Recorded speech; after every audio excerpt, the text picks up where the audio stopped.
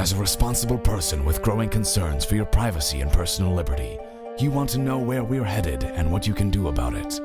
We ask the experts what you need to do to take prudent and responsible action to safeguard your family's wealth and well-being, and what basic first steps will help you to be aware and prepared.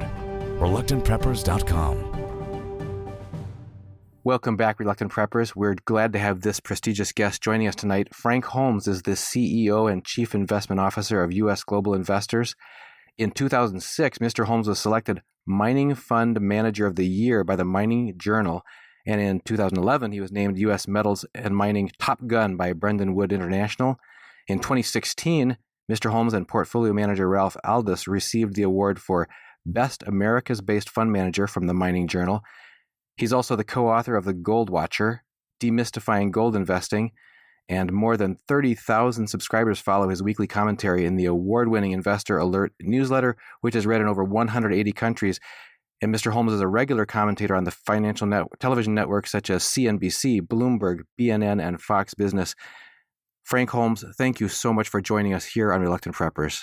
Well, it's great to be with you, especially in a sloppy market, to try to put things in perspective. That is what we need to talk about at first. Is we've after seeing years of what's been almost a 45-degree ramp of a melt up in most of the equity markets.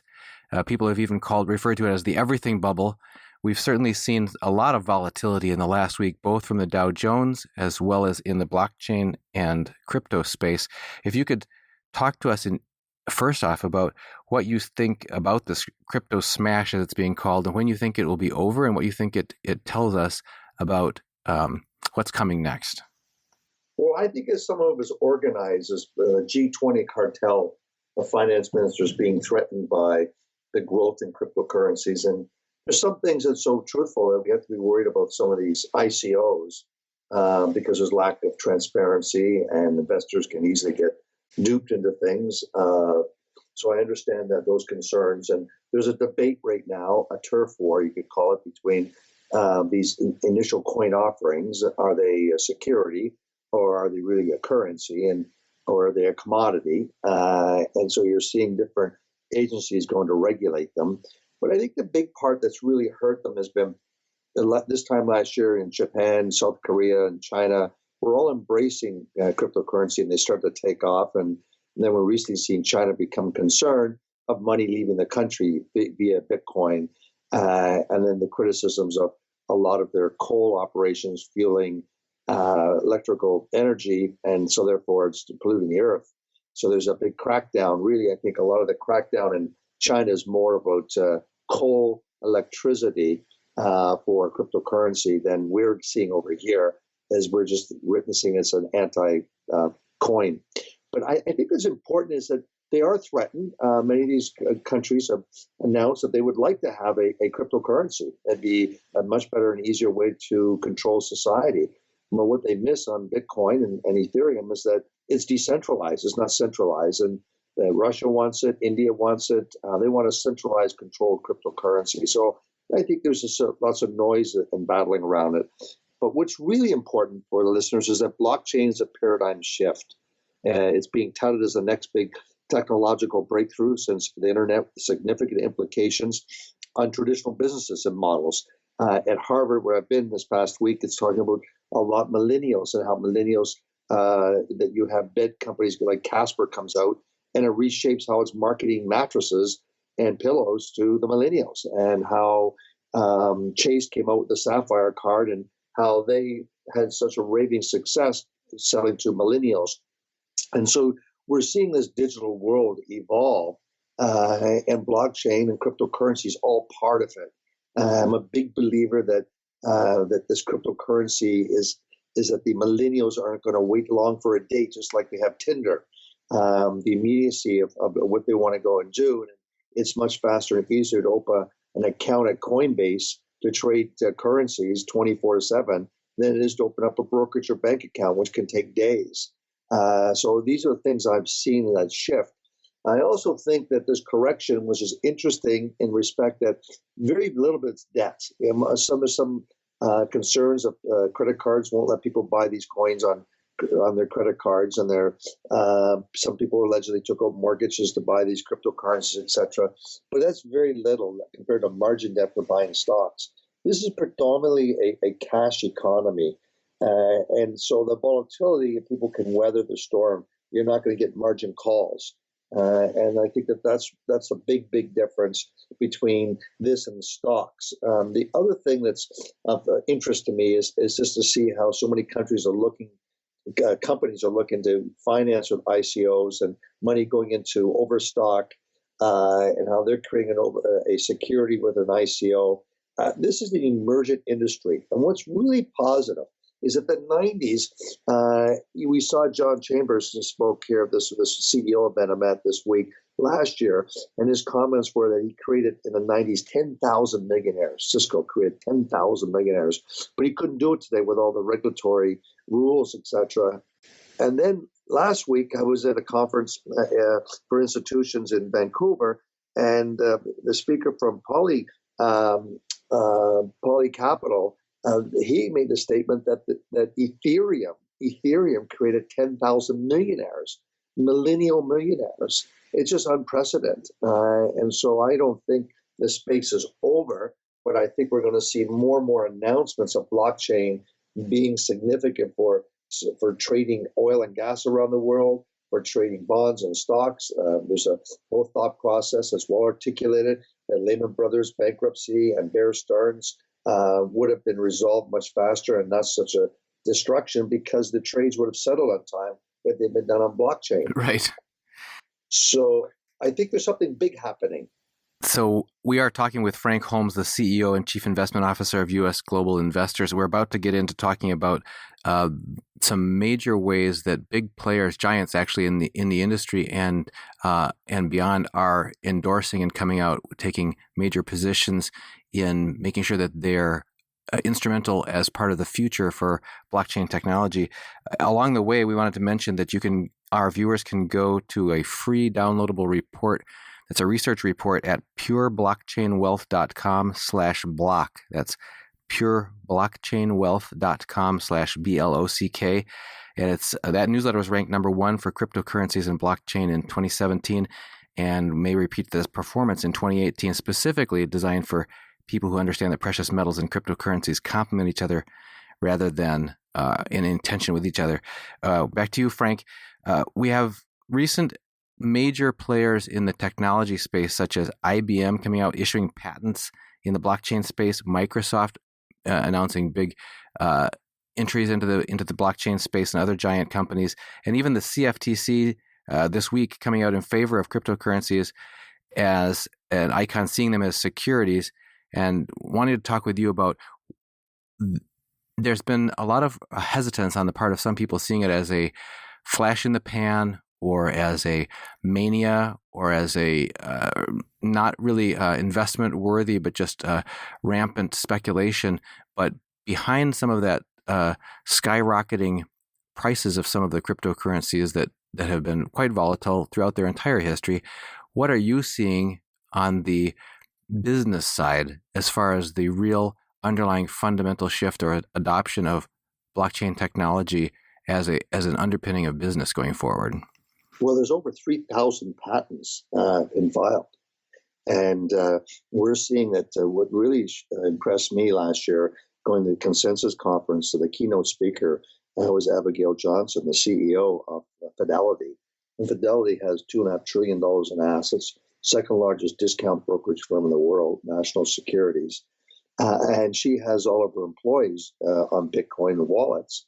They can buy food at their cafeteria. And that really impressed me, that she was so avant-garde. And she doesn't speak at investment conferences, and she has her CFA, but she's speaking at a blockchain cryptocurrency conference.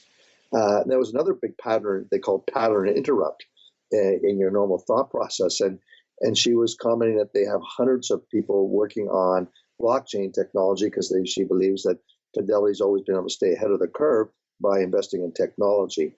And I think that we have to really look at where early signs point to a blockchain as a foundational technology. Given the recent pace of innovation, I believe that the longer-term blockchain can drive more fundamental change in this sort of anything to do with transactions. I discovered that USAA, largest military insurance company in the world, had invested in Coinbase 3 years ago, along with the New York Stock Exchange. When I was launching my gold smart beta ETF for stock picking stocks on the New York Stock Exchange, that's where I discovered last May that they had invested, and their investment at a valuation of $75 million at the time, and now it's $1 billion. I'm sorry, $2 billion, because their revenue hit $1 billion. And so I said to myself, something big is happening in the crypto world, and you're seeing all this other money being deployed. The USAA looks at for insurance contracts that they'll be on a blockchain technology, and they think that the costs will drop dramatically. I saw a deal with people that used to be with the New York Mercantile Exchange. They're in Singapore, and they're building out blockchain for natural gas trading, coins that would allow you to trade these coins. And you're seeing the CME in Chicago partnering with the World Mint of England to have a crypto coin backed with gold. So things like this come out, there'll be a big boom to gold, because when the GLD ETF came out, it basically sucked up $50 billion worth of gold. And what would happen if you had a coin that came out that was 1 gram of gold trading 24/7?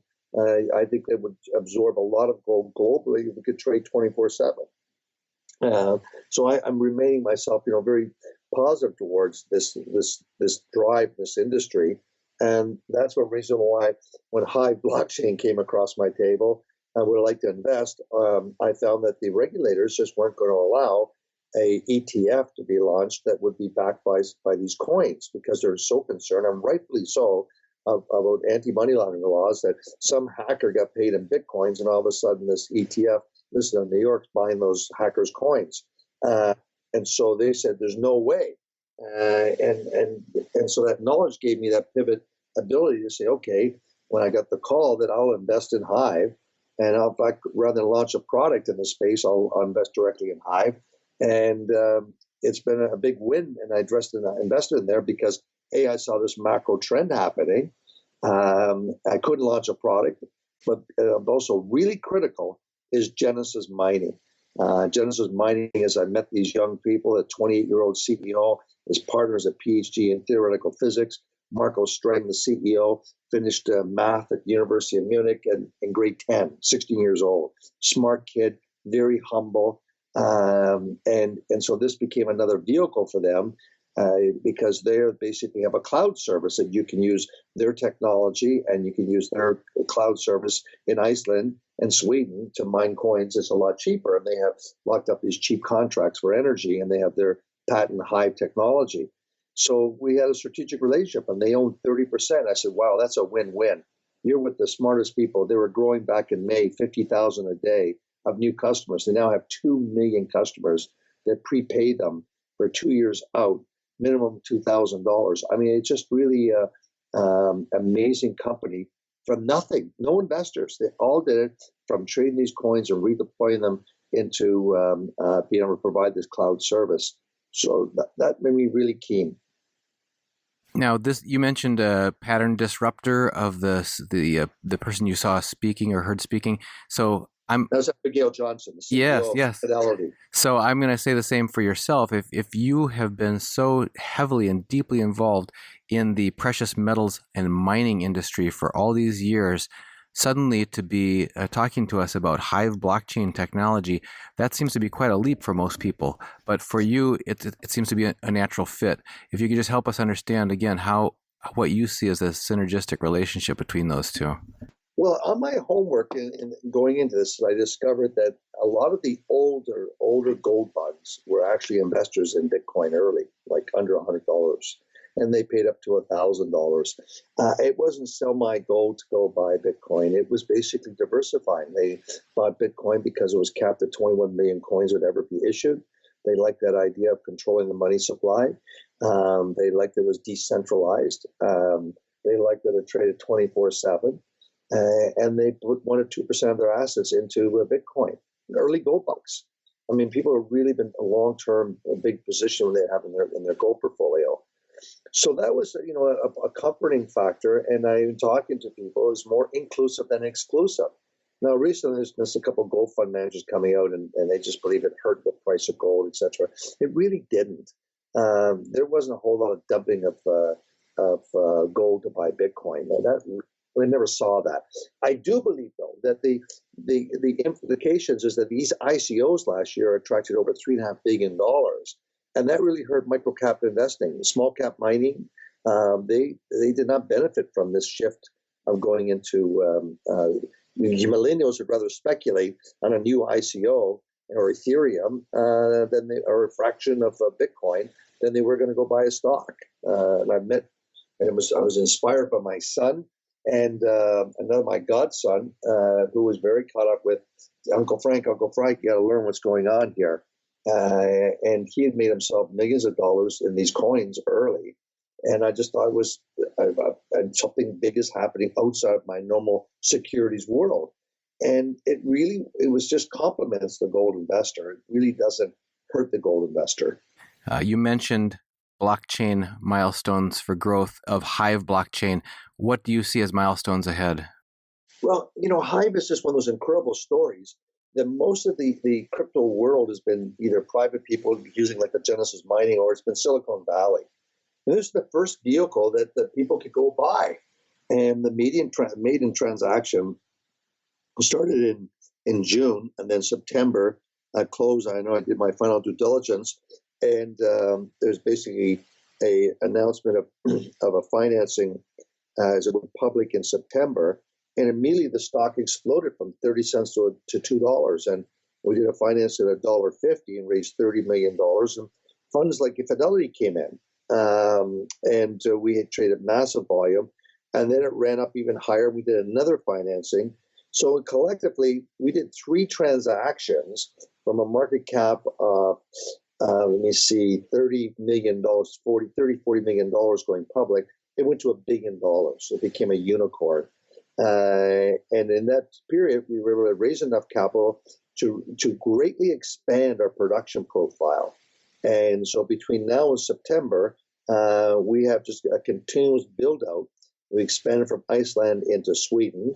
The coin production, it's easy to figure out that we produce just under 200 coins a day, and let's say Ethereum for simplicity, because we're not doing Bitcoin yet. That won't be until September. But we're mining these coins, and GMP did an analysis, and they came up with a great piece of research. If you haven't seen it, I highly recommend you get it. It really informs you on the industry and how we fit into it. But we have very strong revenue every day, and we had positive cash flow. We had $50 million in the bank. We have daily revenue coming in. So I think that we're going to see on performance based on $1,000 Ethereum. Now it's corrected below that, but $1,000 Ethereum, I think the number was showing that we would have $200 million of operating income with $100 million of free cash flow. I mean, you'd have to spend $1 billion to get such numbers if it was gold mining. You'd have to for most other companies. So that rapid return on invested capital, I think is remarkable, and I'm excited to be part of that build out. And the other part that's really important is that we mine virgin coins. They're newly minted coins. And for your listeners, if they don't understand the mining world, is that when you go validate with your technology, your cheap electricity, a transaction, you get paid new coins. That's how. And so you're basically creating new coins. When you create a new Bitcoin, it's called the Genesis coin. And those coins are very valuable. And we've had banks approach us and other exchanges that pay us a premium because these coins are untainted. And that's the best thing. If you want to buy a coin, you'd want to buy one of these no blood stains on these coins, like the blood diamonds. You know, we have Canadian diamonds. We have these newly minted mine coins. And it's really important to recognize that, because the cost of AML and know your client, all those rules are between 10 to 30% of the cost for a lot of these financial institutions. So that's why it's cleaner and faster to buy our coins from us. So we're in a position. Right now, we've been banking them. We started producing most of our coins for Ethereum. We're done at $300. And then we had an explosion in December. and now it's sort of corrected off. But still, we've been able to start building our stockpile, and then we're going to have a quant model that we're opening up in Zug, where we'll be trading out those coins when we have big up days. Never trade 100% of them out, but it's a simple model that you trade into the surges, the price surges. The other thing that's really important for your listeners is that all these cryptocurrencies, 1,000 of them, brought in over $3.5 billion of new funding last year. They're based on the protocol of Ethereum. So every time, I don't know who's going to be successful, but all I know is who's ever successful, they have to mine Ethereum. And we're the biggest players in that space. So it's very exciting. For those who may be joining us, we are talking with Frank Holmes. He's the CEO and Chief Investment Officer of U.S. Global Investors. I wanted to mention again that there is a free, full, and complete report at pureblockchainwealth.com/block. It's a downloadable free report you can get to find out more about what's going on in the cryptocurrency space. And Frank, we have a lot of strong interest. I mean, you've had a lifetime of career in gold mining. Now you're mining something that's not physical, and you made that transition. But if you could talk to us just for a moment for our viewers about you're one of the founding members of some of the largest enterprises in the gold business. What do you see ahead for gold this year? Well, last year I thought it would hit 1350, and I was lucky, and I think it's going to hit 1500 this year. The dollar's been going for a bit of a rally right now, but I don't think it's permanent. I think that peak supply of gold happened. I think it's happening right now. I think it happened in 2017. And I think that the world continues to have strong growth. The PMI, global PMIs remain robust. And that's always important because 60% of gold demand is love. It's a love trade. And historically, gold goes through a correction going into the Chinese New Year. And so we can expect sloppiness between now and mid-February. And I think we get back onto where that gold is. I think that, so that's important from PMIs being strong, but also inflation. And there's some thought process out there that the factors that go into what's saying this is the inflation number, the CPI each month is 2.1%.